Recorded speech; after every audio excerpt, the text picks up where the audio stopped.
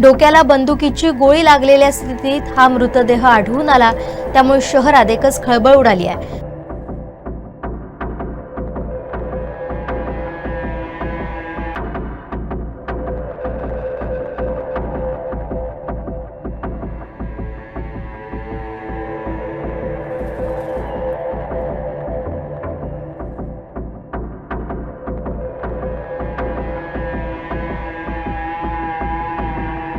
घटनेच्या ठिकाणी जिल्हा पोलीस अधीक्षक मोहन दहीकर उपस्थित आहेत।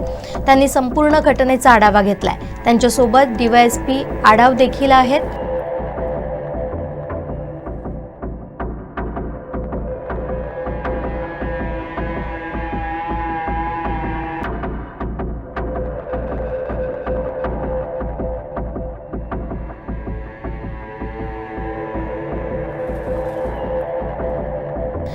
डोक्याला बंदुकीची गोळी घातल्याचा संशय पोलिसांनी व्यक्त केलाय।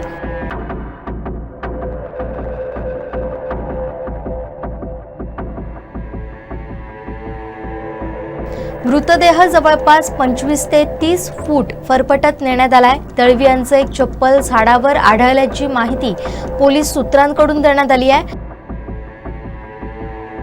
कच्च्या रस्त्यावर कारच्या टायरचे निशाण देखील आढळून आले। कणकवलीमध्ये एक धक्कादायक प्रकार घडला आहे। बांधकाम व्यावसायिक सुशांत दळवी यांचा गोळी झाडून खून झाल्याची धक्कादायक घटना कणकवलीतील या मुडेश्वर मैदानाच्या पुढील बाजूस म्हणजे पाण्याची टाकी आणि पाण्या टाकीच्या खालच्या बाजूस ऐन माईनमळा म्हणून एक जागा आहे आणि त्या ठिकाणी ही घटना एकंदरीत घडलेली दिसत आहे। या ठिकाणी जिल्हा पोलीस अधीक्षक मोहन दहीकर हे देखील दाखल झालेले आहेत। त्यांनी घटनेची माहिती घेतली आहे। एकंदरीत घटनेची माहिती घेतली असता जो मृतदेह तो प्राथमिक दर्शा स्थितीत आढळला असता त्याला गोळी झाडून गोळी डोक्याला लागलेली होती अशी एक प्राथमिक पोलिसांकडून माहिती मिळते। त्यानंतर त्या मृतदेहाला 25 ते 30 फूट फरफटत बाजूला रस्त्याला नेलेलं होतं आणि ठेवण्यात आलेलं होतं अशी एकंदरीत माहिती आहे। आणि रक्तबंबाळ स्थितीत हा चेहरा झालेला होता। तर चप्पल देखील आहे ते एक झाडावर आढळलेलं असं एक प्राथमिक अशी पोलिसांकडून माहिती समजत आहे।